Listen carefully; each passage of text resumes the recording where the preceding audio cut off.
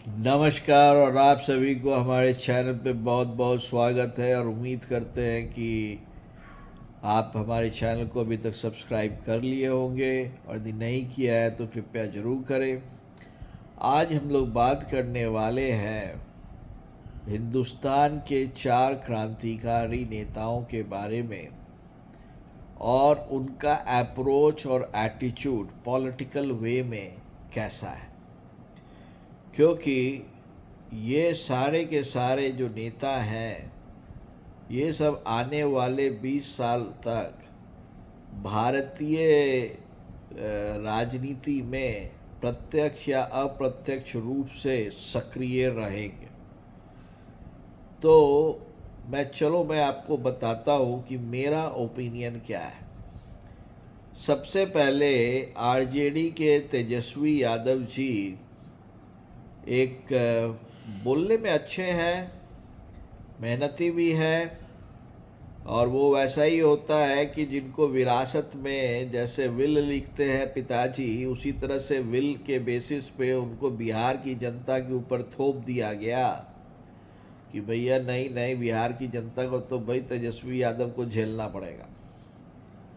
और बड़े बड़े ज्ञान देते हैं, भले ये नहीं पता है हमें कि भाई वो कितना पढ़े लिखे हैं, सारा ज्ञान के ज्ञाता हैं और बाज की नज़र रखते हैं। इस बात में तो उनमें दम है।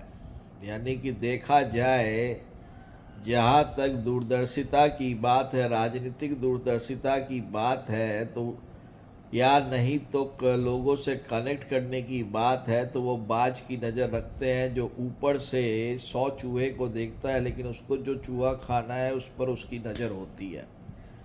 और उनकी एक ही चीज़ पर नज़र है कि हम किस तरह से बिहार के मुख्यमंत्री बन जाए। और पूरा का पूरा आरजेडी, पूरा का पूरा लालू प्रसाद यादव का परिवार इसी में लगा हुआ है। और साथ ही साथ वो बहुत सारे घोटालों में उनका नाम अभी आया हुआ है और इंक्वायरी चल रही है। अब ये देखना है कि वो किस करवट बैठते हैं, लेकिन वो जिस तरह से बात करते हैं वो अपने पिता श्री माननीय लालू प्रसाद यादव के फोटो कॉपी है, जब लालू प्रसाद यादव यंग थे। तो ये तो एक लीडर हैं 2024 के उत्पत्ति में। हमारे दूसरे लीडर है जो वो भी एक क्रांतिकारी आंदोलनकारी अरविंद केजरीवाल साहब हैं, जो अपने को सबसे बड़ा सत्यवादी हरिश्चंद्र मानते हैं और बाकी दुनिया उनके सामने नगण्य है, ज़ीरो है, उसकी कोई वैल्यू नहीं है।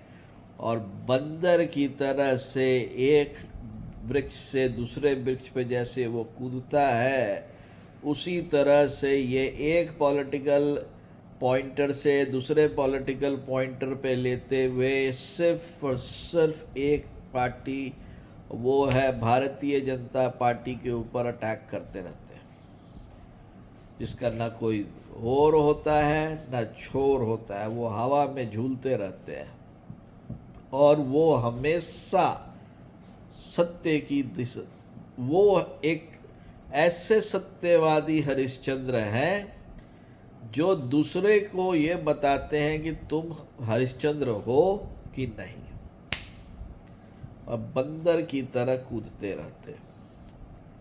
हमारे तीसरे नेता जो है वो है क्रांतिकारी नेता राहुल गांधी साहब, जो पिछले 15 से 20 साल से वो कोशिश कर रहे हैं कि उनकी नॉलेज सेट उतनी बढ़ जाए जिससे वो जीएसटी का डेफिनेशन और मेड इन इंडिया और मेड इन मेरठ के डेफिनेशन में डिफरेंस कर सके, और एकदम पैरट की तरह, तोती की तरह वो एक ही बात को बार बार बार बार बोलते रहते हैं।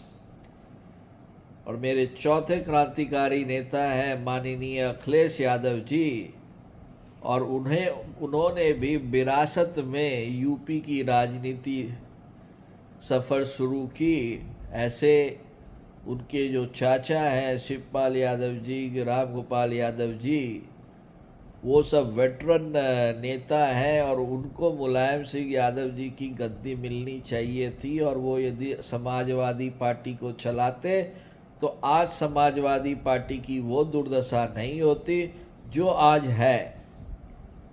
अपने कछुआ चाल अप्रोच के चलते और अपने को धीमे चाल पे रखते हुए अपने को नहीं बदलने की एक हठ ने अखिलेश यादव को बहुत पीछे कर दिया है।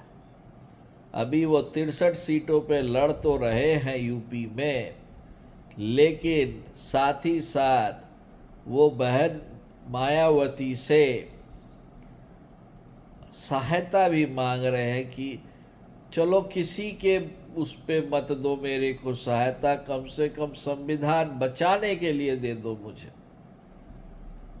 तो आपको क्या लगता है कि इस तरह के नेता भारत को डोमेस्टिक लेवल पे, इंटरनेशनल लेवल पर कहीं ले जाने के योग्य हैं?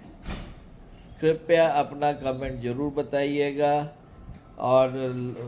और इस चैनल को लाइक कीजिएगा, सब्सक्राइब कीजिएगा। तब तक के लिए आप सभी को बहुत बहुत नमस्कार।